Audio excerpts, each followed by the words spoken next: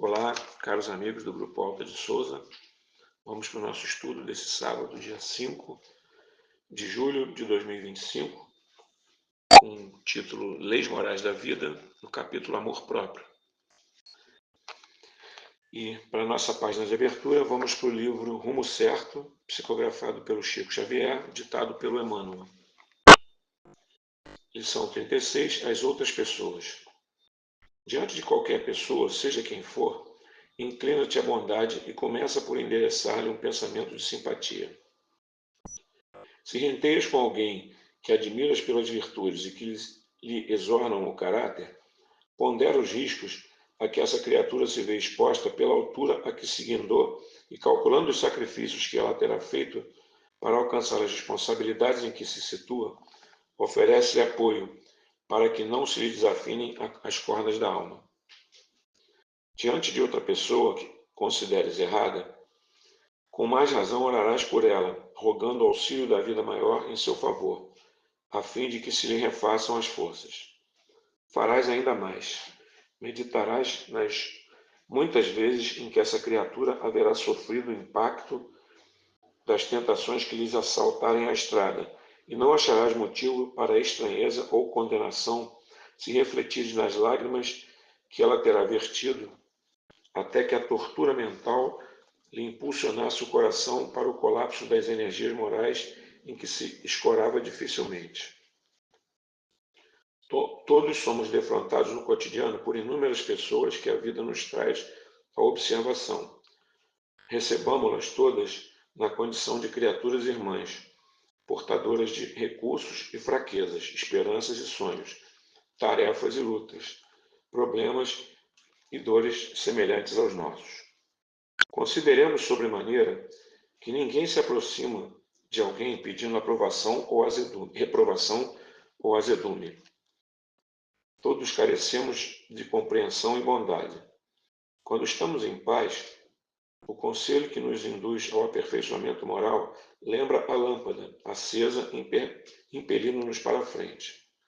Entretanto, quando desajustados pelas consequências dos nossos próprios erros, já carregamos em nós próprios fardos de angústia suficiente para o suplício do coração. Doemos a quantos se abeirem de nós, o melhor que pudermos, o entendimento e a fraternidade, a boa palavra e o serviço nobilitante. Convençamo-nos todos de que todos os males, os nossos e os dos outros, ficarão um dia para trás, em definitivo. Toda sombra chega e passa, a feição de nuvem perante o sol. Permanecerá no universo, acima de tudo e para sempre, o sol da providência divina. E na luz da providência divina, todos os mundos e todos os seres se encadeiam na corrente de amor eterno, impermanente, vitoriosa sublimação. E assim vamos pedir a Deus, nosso Pai, Jesus, nosso Mestre, que nos abençoe nesse estudo de hoje e que possamos refletir sobre o que vai ser falado, o que vai ser estudado, para que possamos transportar isso para a nossa vida e para o nosso dia a dia.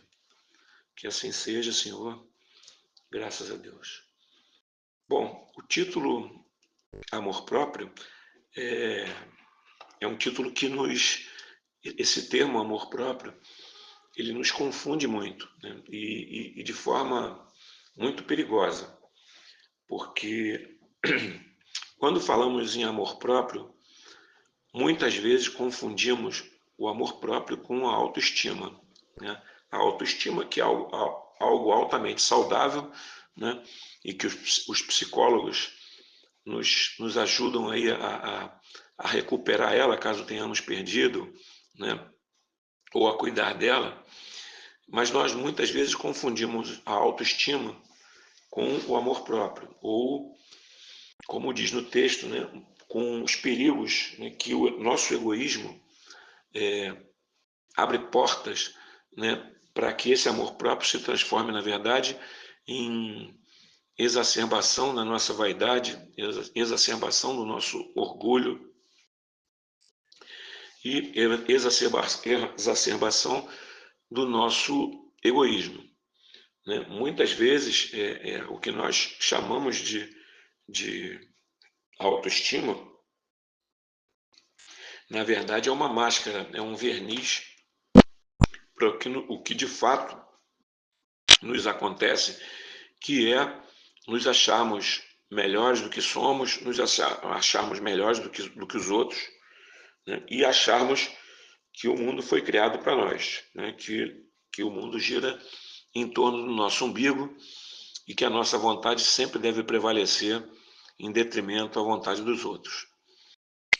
E aí é o perigo, né, de que esse texto vem nos advertir, nos alertar, né? É o perigo de todas as consequências de que esse amor próprio confundido, esse amor próprio aberto no nosso coração pelo egoísmo, pelo nosso orgulho, nos leve a atos, né, de hipocrisia, de muitas vezes de crueldade, né, com o próximo, de humilhar o próximo, de ofender, agredir com palavras e muitas vezes até fisicamente, por conta dessa ideia de que estamos cuidando, né, de nós, estamos cuidando da nossa autoestima.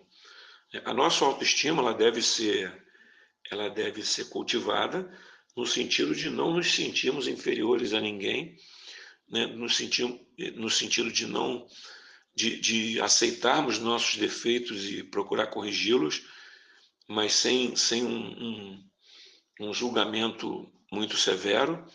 Mas quando essa autoestima é confundida com o amor próprio, ela se torna, como eu falei antes, egoísmo, orgulho e vaidade. E aí é aquele momento em que nós nos comportamos de forma autoindulgente, né? Nos perdoando pelos nossos erros com muita facilidade, nos justificando dos nossos atos e pensamentos reprováveis e usando proporcionalmente de um rigor, né, muito forte também, muito exacerbado em relação aos erros do próximo, né? Então, nesse momento é aquele momento em que nós estamos em perigo, nós estamos em grande perigo, porque falta em nós a compaixão, falta em nós a compreensão, né, do lugar onde está o próximo, falta em nós a reflexão, né, sobre os nossos próprios erros, ou seja, a nossa busca pelo nosso conhecimento e ao buscar, ao encarar os nossos próprios erros, usarmos eles não usarmos de justificativas para esses erros, e sim buscarmos a correção, a reparação desses erros, né? E em vez disso, nós, na verdade, com o amor próprio tomando conta do nosso coração, da nossa alma, da nossa vida, o que nós fazemos é justamente o contrário. Julgar o próximo com muito rigor, julgar o próximo, condenar, né? Não julgar, né? Condenar o próximo com todos os rigores e nos absolvermos das nossas piores falhas, das nossas piores lambanças, né, que cometemos aí na nossa vida. E a nossa invigilância é o que abre portas para isso, né? Quando nós esquecemos do conselho do mestre de vigiar e orar e levamos e nos distraímos espiritualmente, nós abrimos a porta, né? Assim como um computador sem o antivírus, ele abre porta para os, né, os perigos ali dos softwares malignos. O nosso antivírus, que seria a nossa vigilância, a nossa oração, ela abre portas para esse vírus, que é o amor próprio, que alimenta nosso egoísmo, nosso orgulho e nossa vaidade. E aí a nossa, a nossa missão, né, o nosso cuidado nesse sentido é frequentemente nos perguntarmos, né, quando nos justificamos com a autoestima, se estamos usando realmente o fato da autoestima ou se estamos realmente usando o nosso amor próprio, ou seja, o nosso achar que somos melhores do que os outros. E como também diz o texto aqui numa frase bem, como é que eu vou dizer, bem contundente, né? O amor próprio é filho dileto do orgulho e irmão gêmeo do egoísmo, e célula cancerígena responsável por muitos reveses na vida das criaturas.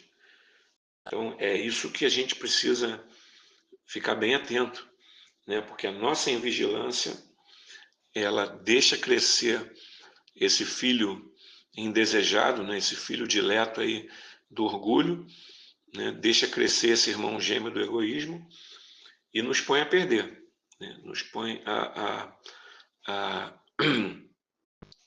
como disse o texto, né? Nos põe aos reveses da vida aí, que vão surgir certamente, né? Pelos nossos pensamentos e atos reprováveis, todos eles terão consequência. Então é o que a gente precisa desse texto, né? O que a gente precisa pensar é isso.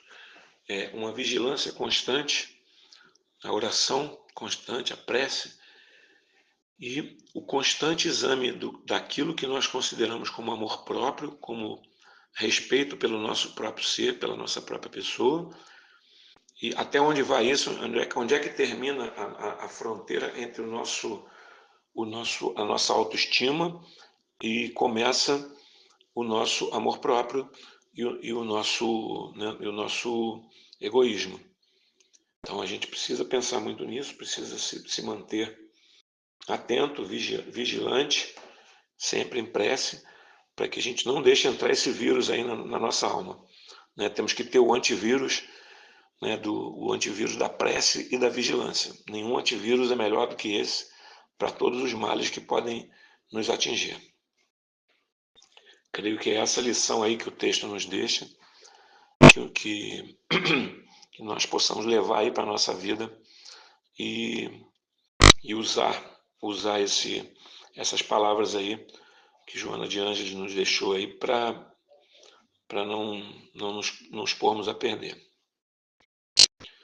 E assim, mais uma vez, vamos agradecer a Deus, nosso Pai, a Jesus, nosso Mestre, aos espíritos dessa casa que nos acolhem, aos bons espíritos que nos acompanham, agradecer por tudo, pela nossa saúde, agradecer por cada dia de aprendizado, cada dia de oportunidade, agradecer por podermos estudar, por podermos estar aqui nos reunindo sempre, como nos aconselhou Kardec, num estudo sempre aprofundado e insistente, e que possamos ter uma semana de paz, uma semana de luz, de muito trabalho, de muito aprendizado, de repouso também e de alegrias. Que assim seja, Senhor, graças a Deus.